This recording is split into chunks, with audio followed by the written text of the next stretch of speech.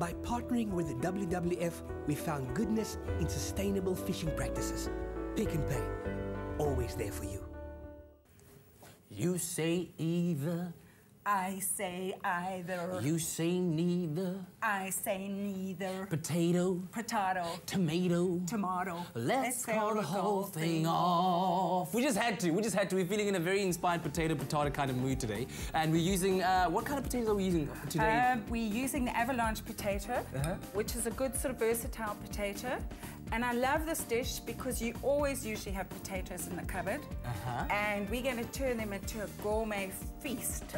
And if you wake up late on a Sunday morning, it's a great brunch idea. It's good for lunch, good for dinner. Ah, lovely stuff. And by the way, great performance. High five. Ah, thank you. The CD's coming out later this year. Check it out. All right, so where are we going to start? Right. Okay, there are a couple of components to this recipe. What we've got here is a potato which we've grated.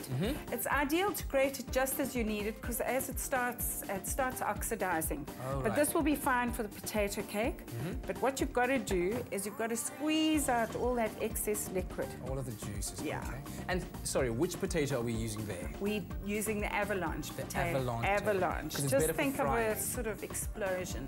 Yes. Is avalanche an explosion? Well, avalanche, you know, snow coming down a mountain. No, it's not an explosion, it's coming down a mountain. Yes. Strange name for a potato. Okay. Maybe a farmer had a whole avalanche of potatoes coming down when they... No! Picture that scene. Okay. All right. And may I just have that cloth over there, please? You may indeed. Yes, thank you. Is there anything that one could use that potato juice for? Just kind of thinking, you know, waste not, want not. No, don't tell anybody. It's a fantastic face mask. What happens as it dries, you change colour. I love how she says, don't tell anybody. Meanwhile, we're speaking to millions of South Africans right now. All right. All right. Now, to make your potato cakes, you need 1 egg. I think I'm going to just keep stirring this. Yeah, you keep stirring that, and actually you can turn it off because I'm going to turn it right off. Really well melted the cheese. There we go. And it smells amazing, by the way. Okay, going to whisk the egg. Add that into the potato. Alrighty. And then with that, you want to add some flour. That's going to sort of hold it all together. Yes. Some baking powder, which gives it a bit of a puff. I'm going to swap these two around. All right. Just in preparation for... And some salt and some pepper. All right. Now get our oil heated in the meantime. Yes, put the oil on. That would be great. There we go. I've never done this before, made potato cakes. No, potato cakes are really lovely. I mean, we always think of the Irish and potatoes, and I think in our country we're not that versatile with potatoes. Yeah. Okay, so I've mixed everything together. Cool. Now comes the... And now comes the part where you put it into the pan. Is the oil nice and hot there for me? I think it is. Is it? Now, let's see how you do this. So you take a spoonful... Depending on how hungry you are. Are you a man with a big appetite? Oh, ma'am, yes I am. Okay. Yes, I am All right. indeed. So let's make you two, shall we? Okay. Do you think that will do you for breakfast this morning? I think that will do well for breakfast this morning. So you have your oil relatively hot, yes? You want it hot, so... really hot. Okay. And let's get wait. That will come. Got the high heat going. This is where you motivate the potatoes to come on. And if you wanted to and you were in a hell of a rush, you could just squash them down a wee bit, like I'm doing here. That's making them flatter. Yes. Okay, cool. I just want to tell you how we're going to sort of finish the dish.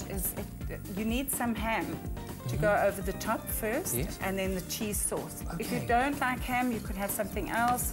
If you don't have ham, you could use bacon. You could use anything that you have in the fridge, really. Cool. So when they come out, they look like this when they're done, right? Yes. Now those are beautifully golden brown. Amazing. Don't they look good? They do. Okay. What I'm going to do is put one on a serving plate. Okay. So like that. That. All right. And I'm going to top it with some ham. And you kind of use the sides as an indication of what the underside looks like, right? When they start turning golden brown on the edges. You're going to turn them on the edges. And then just a nice little... Look at that. And then okay, and then a nice dollop of cheese sauce. The pièce de résistance.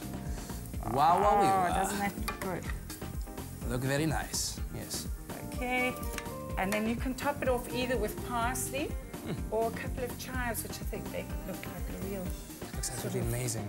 Dainty feast for the king. Picturesque, picturesque. May I try one of these? But please do, please. I think I'm going to use one of these or taste one of these. No, you've got to taste this Really? one. Okay, I'll taste that one.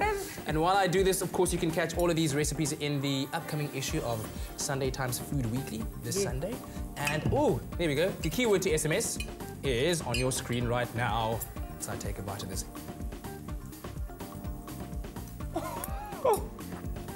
Is it terrible? It's beautiful, Hilary. Thank you so, so much. Really I'm so appreciate pleased. it. Try this out at home. Oh, it's so good.